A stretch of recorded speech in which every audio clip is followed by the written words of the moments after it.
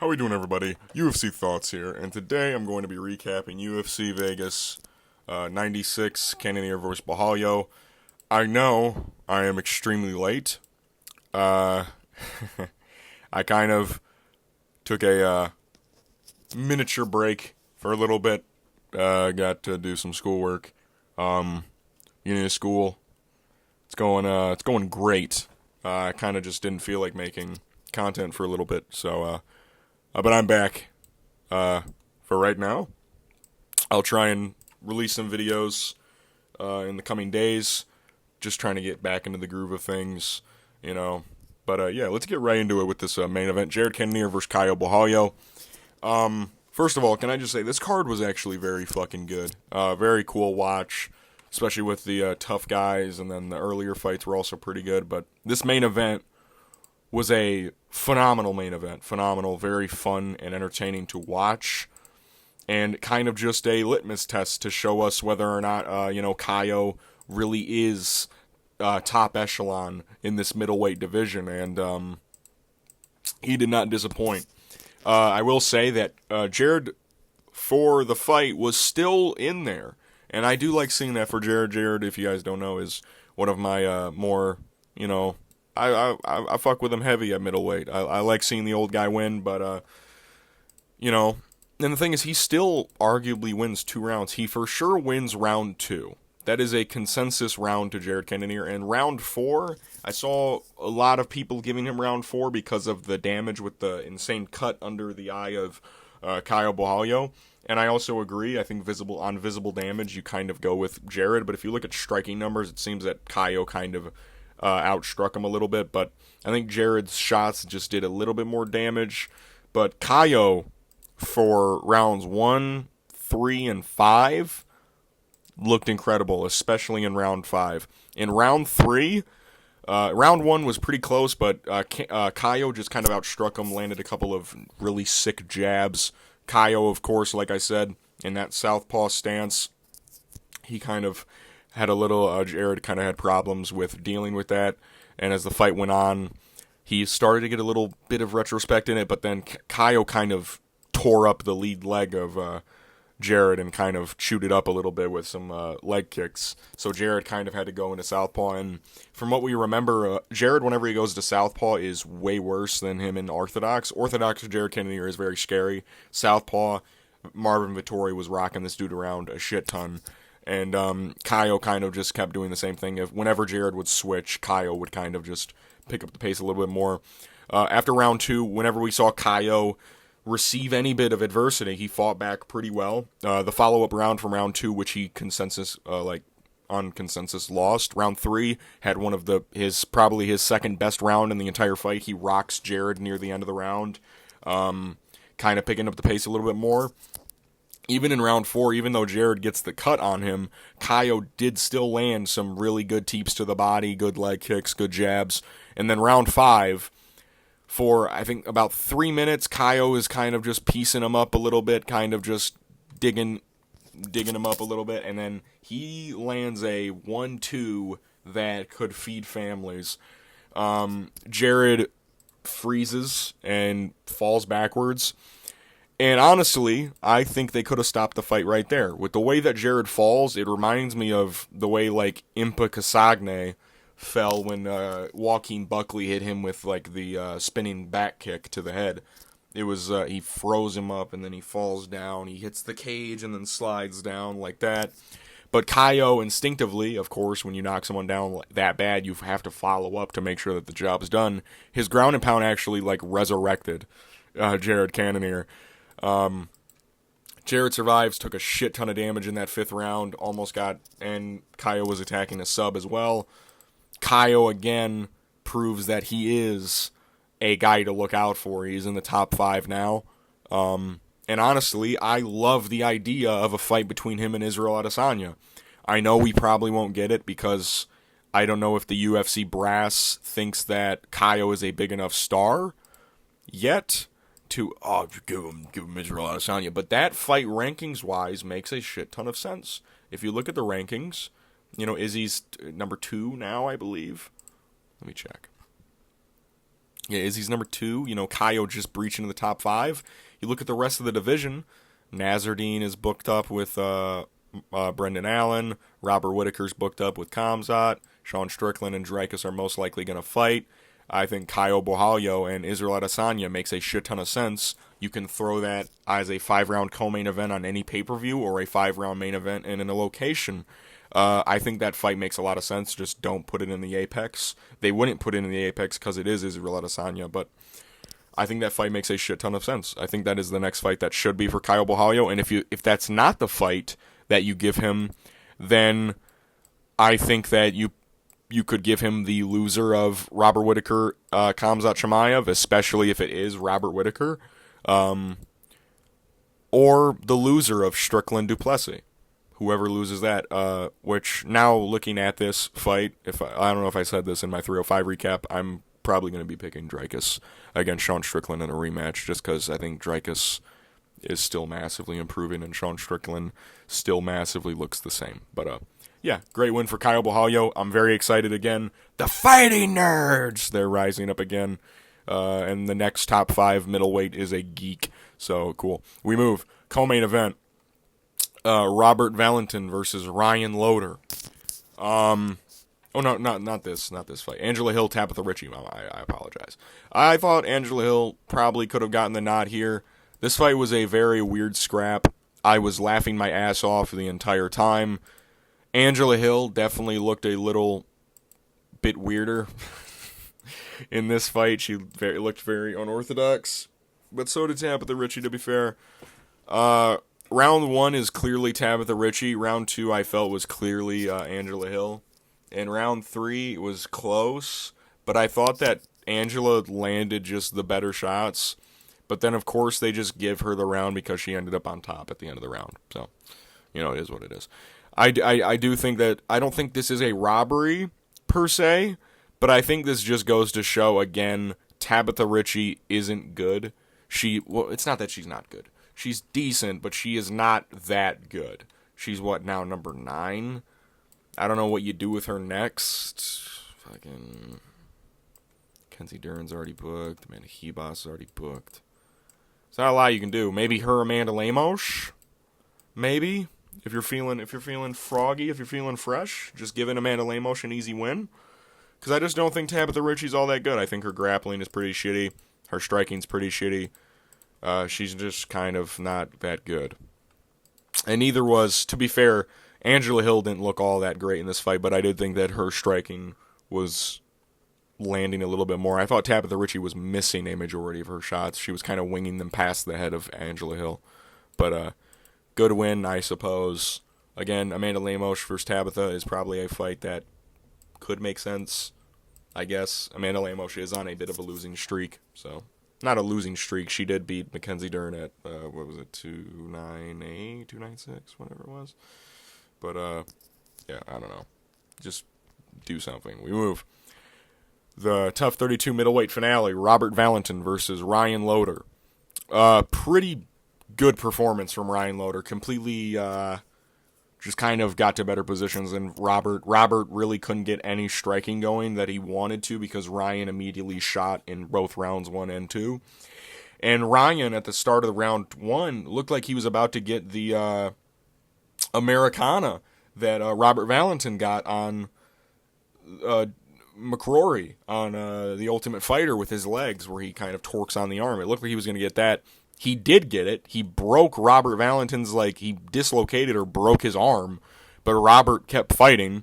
And then Robert almost gets the rear naked choke on Ryan Loder in round 1. But then Ryan flips him over, lands some elbows, lands some ground and pound. Then round 2, he gets Robert down again and just absolutely grounds him out for the whole fight. Crucifix, fucking elbowing his head off. Robert can't really do anything because, again, his arm is broken. Great win from Ryan Loder.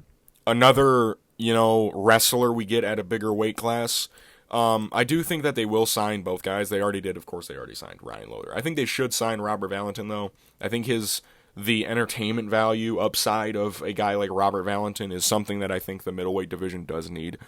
But, yeah, Ryan Loder, what a performance from this fucking dude. This guy's going to be a monster.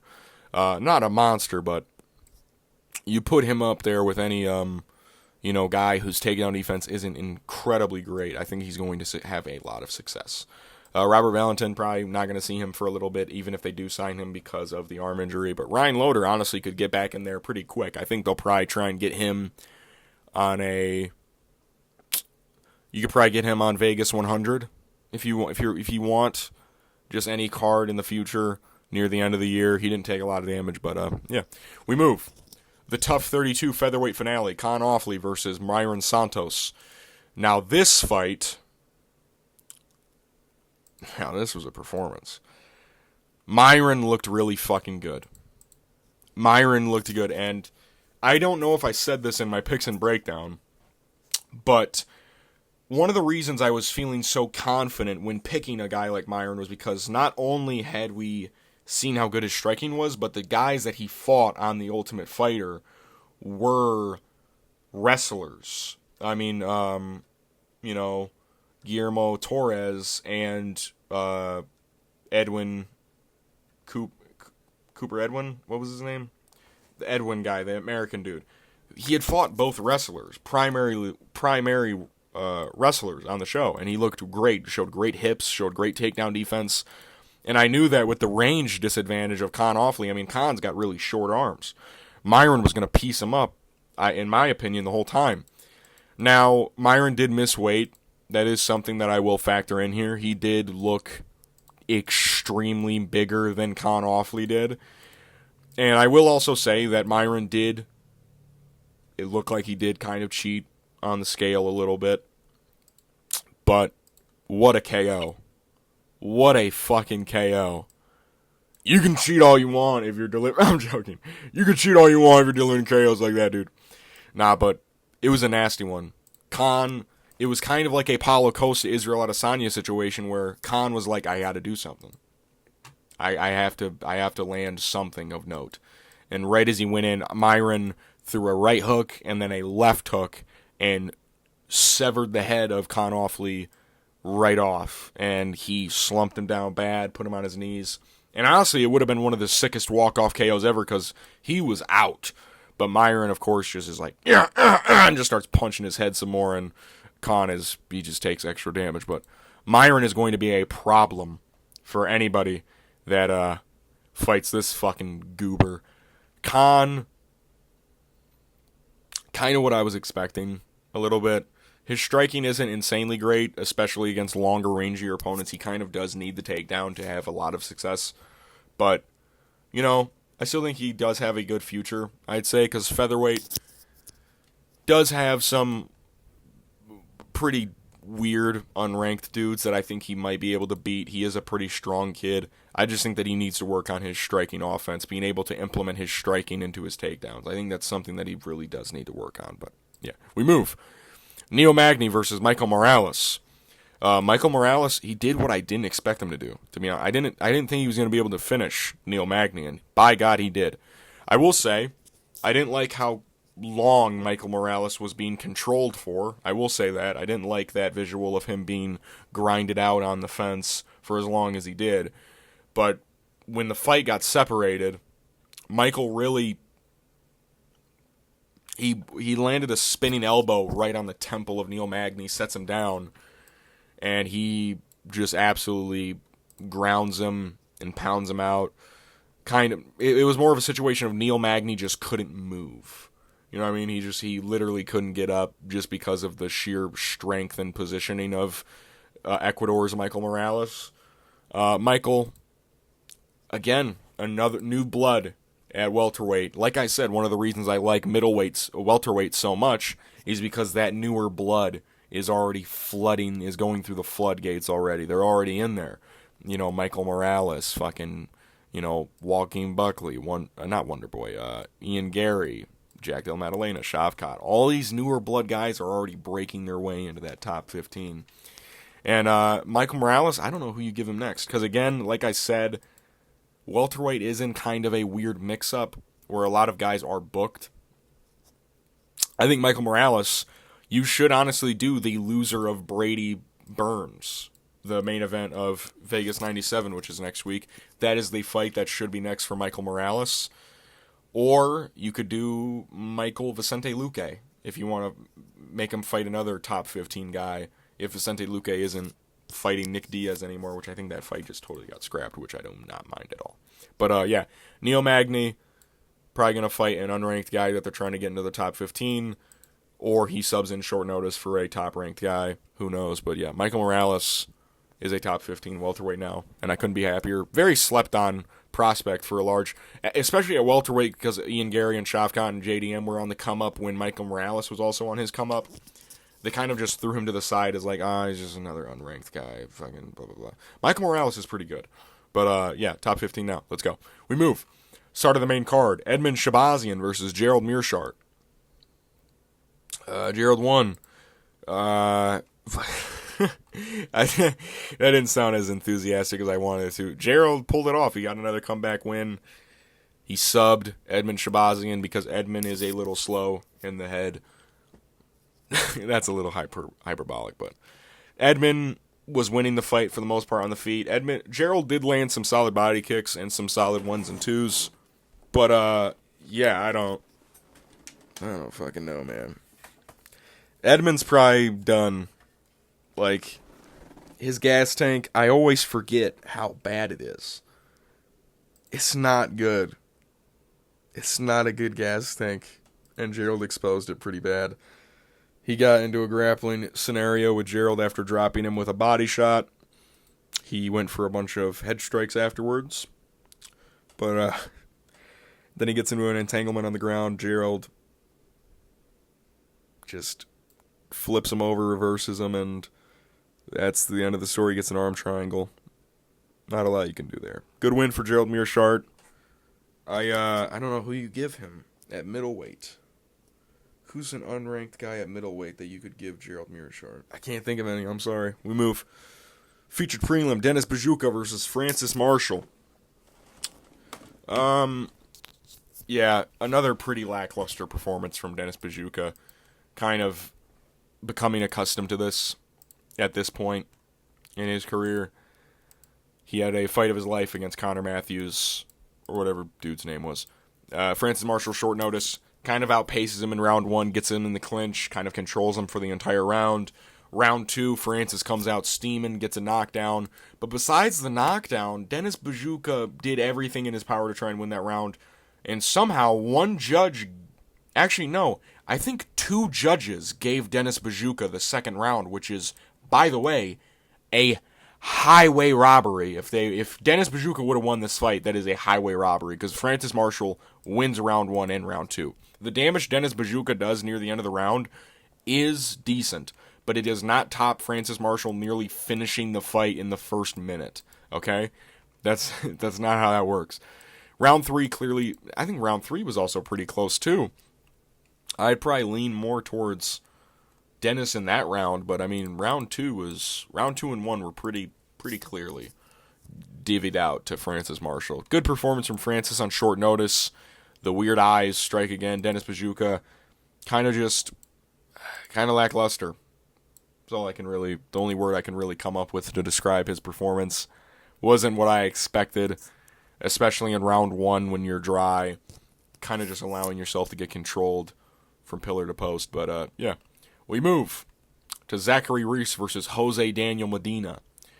Jose Daniel Medina proves again that he is a legit just punching bag. How tough is he, though, man? He is a tough fucking kid. But Zachary Reese shows he has good enough cardio to get slam takedowns in round 3, which I like. We saw Zachary Reese go the distance, which is something a lot of people said that I don't think he would do. Jose Daniel Medina is very tough. Cool shit, I guess. You still suck. Zachary Reese was landing literally almost every power shot that he wanted. He landed a shit ton of body kicks, landed a shit ton of 1s and 2s. Landed a lot of good shit, but Jose just took everything with a disgusting smile. He was like, come on, is that all you got? It's fucking fat, dude. Zachary Reese, good win. I want to see Zachary Reese back again. Maybe end of the year to 310, maybe. The December pay-per-view, get him on there, or 309 if you're feeling fresh. Or just Tampa Bay.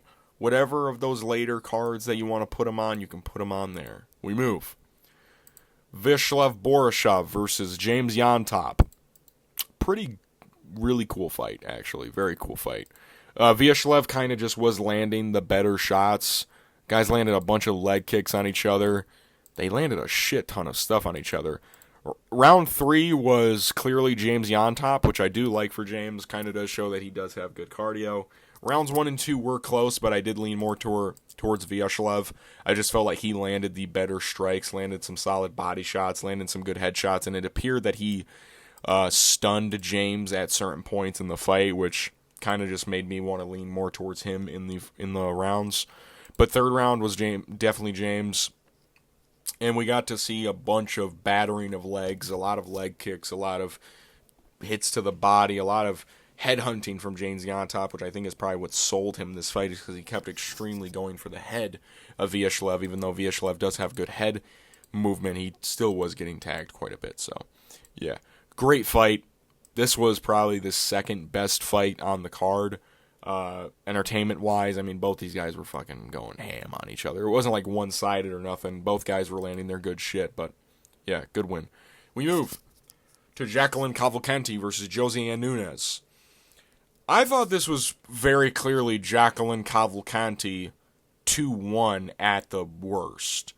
The only round I think you can really give towards Josiane is maybe round 3. I honestly thought this was like 30-27 Jacqueline Cavalcanti, if I'm being honest. And one judge, I think, gave it 30-27 Josiane Nunes, which is... that's mind-boggling. I knew they would find any way to try and give this fight to Josiane Nunes for some reason, because she just throws everything so hard. But Jacqueline was easily countering her with her boxing, landing decent shots. From long range, some kicks to the legs. Josiane just kind of really couldn't find her range until later in the fight. Jacqueline kind of just pieced her up. Kind of the tail of the tape on that one. Good win for Jacqueline. Stays undefeated in the UFC. Josiane drops 2 in a row. Just, like, move down a weight class if you could, man. You're 5'2" at fucking women's bantamweight. You're fighting bigger women. And you're like, oh, I'm fighting bigger women. Of course you're fighting bigger women. You're 5'2" at 135. We move. Start of the card. Wang Kong versus Victoria Leonardo. We have a Avengers level threat on our hands, ladies and gentlemen. We potentially have a female Alex Pereira on our hands. Now, if you guys don't remember, in my picks and breakdown, Wang Kong has a win over Valentina Shevchenko in kickboxing. I don't know if you guys know this. Wang Kong just got a almost sub-minute stiff KO in her UFC debut at women's flyweight. We hardly ever see that. She got it done with her hands, too. She usually lands a bunch of kicks and shit. She stiffened Victoria Leonardo bad. I hate to say this. Wang Kong's got fucking aura. The Joker has aura. She learned English just to say a cool line at the weigh-ins, too. Dude. We got a problem on our hands. Wang Kong's badass. We got a problem on our hands. She fucking flattened her out, too. Great win from Wang Kong. I can't wait to see what they do with her. Let me just check something really quick. Let me just check something. Who are some women flyweights we could fucking give this lady? Hold on. You could do her versus the records of some of these ladies. You could do her like Teresa Bleda, maybe Montana De La Rosa. Her versus like who's Lee? What's her name? What's her first name? You had some ladies you could put her up against. Maybe Gabby Fernandez. Ernesta Carrasqueta, maybe, if you're feeling froggy. Fatima Klein, who's probably going to move down to strawweight, I imagine. You got a lot of women. Andrea Lee is who it was. Andrea Lee. You could put her up against a lot of ladies. And I think that she has a good shot at beating both. A thing we do see at women's flyweight is the top echelon are usually great kickboxers, being able to mix the arts on the feet and just having good takedown defense.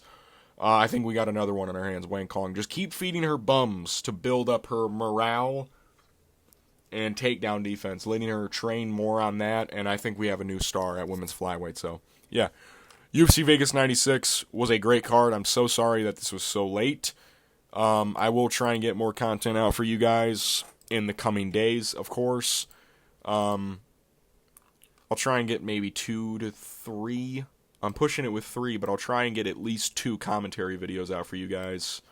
And of course, next weekend we have UFC Vegas 97 Burns vs. Brady, which is honestly one of the best Apex cards I think I've ever seen in my fucking life. This card is actually sick as fuck.